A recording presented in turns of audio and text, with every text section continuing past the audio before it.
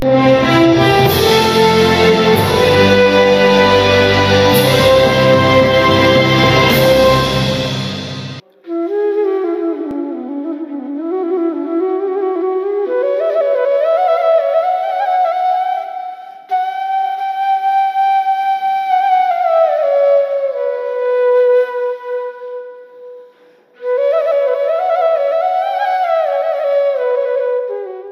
नाज़रीन, गरीबाबाद जे माले में हिते मौजूद आहियूं जिथे 35 साल पीपल्स पार्टी खे ॾींदड़ शाहज़ाद नसीराणी जेको आहे त बीमारी जे बिस्तरे ते पियल आहे।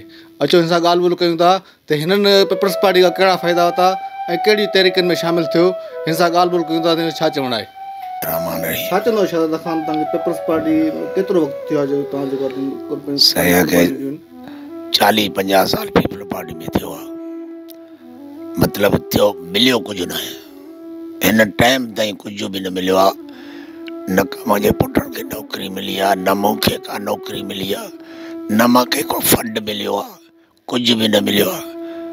मां पंहिंजो पीपल्स पार्टी खे न छॾियो आहे।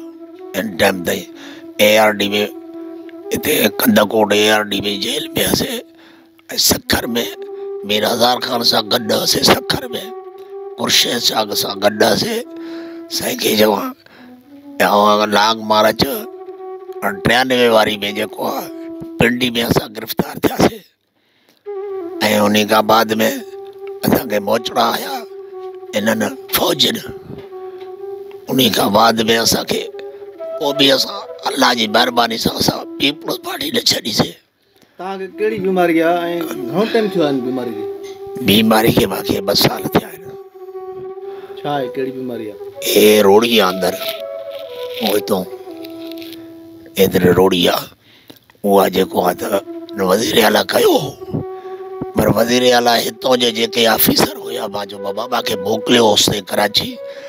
मां ग़रीब माण्हू 2 दफ़ा ख़र्चु करे वियो आहियां, 3 दफ़ा DC ॾे वियो आहियां। DC बि मुंहिंजो कुझु न कयो।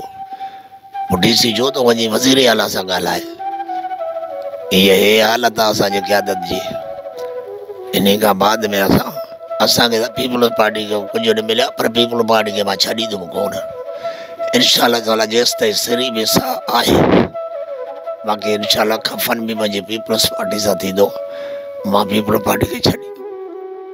हाणे जेको तव्हां क़यादत मुताबिक़ तव्हां राब्तो कयो आहे कंहिं? राब्तो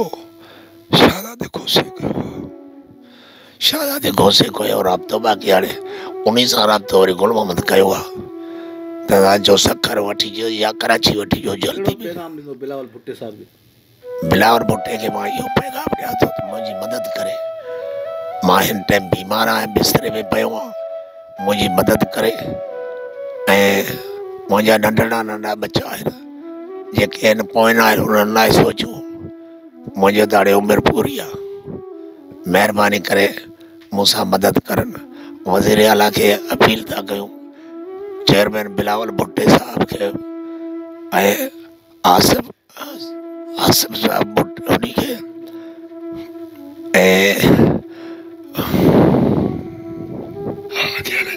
ठीक है। तव्हांजे वाले साहब बीमार आहे, पीपल्स पार्टी खे बि जेको हेतिरो वक़्तु ॾिनो।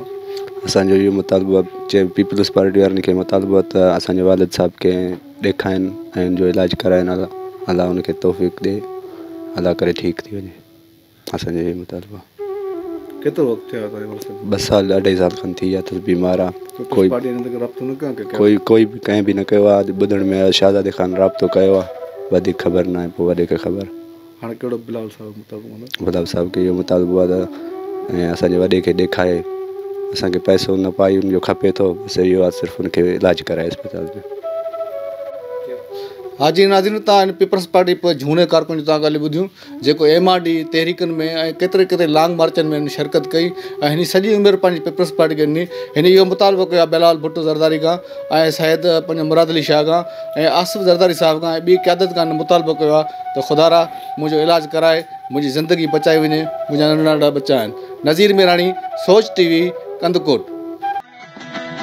सब्सक्राइब कयो हमारे पंहिंजो चैनल सोच TV के ऐं बेल आइकन के दबाएं, कदें भी न विसारींदा। सब्सक्राइब करें आपके अपने चैनल सोच TV को और बेल आइकन पर क्लिक करना ना भूलें। Don't forget to subscribe to our channel Soch TV and press the bell icon.